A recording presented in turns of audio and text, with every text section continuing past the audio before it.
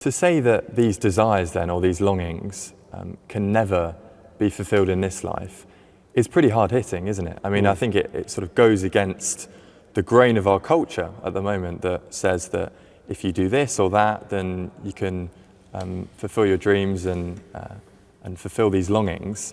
Have you personally had any experiences like that? Yeah, I think I have, and I've made the same mistake that Lewis identifies. I remember when I was in my mid-20s, I had a very happy time on a holiday with three friends. In fact, we imitated C.S. Lewis's own favourite way of having a holiday, a walking tour. We went out into the English countryside and we walked each day from one pub to the next. We weren't camping, we were putting up in inns and hotels. And it's a great way of having a holiday. And I remember one sunny afternoon, a beautiful summer's day, we came to this open stretch of river with a small waterfall and a pool behind it and willows overhanging it.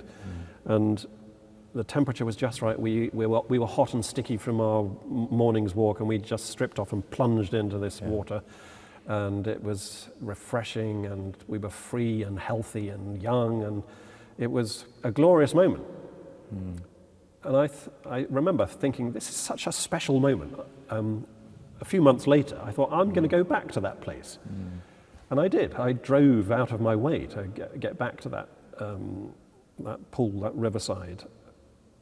But it was grey, it was cold, my friends weren't there. I had not just exhausted myself from a happy morning's walk.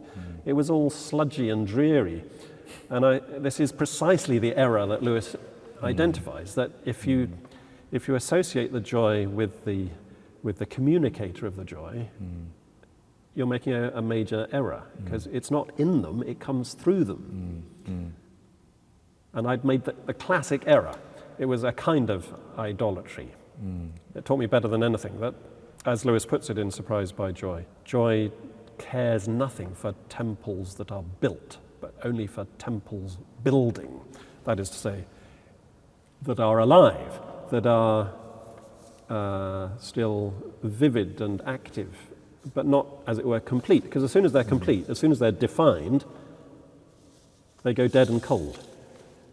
Because what we're talking about, in Lewis's view, is something that is beyond our spatio-temporal experience.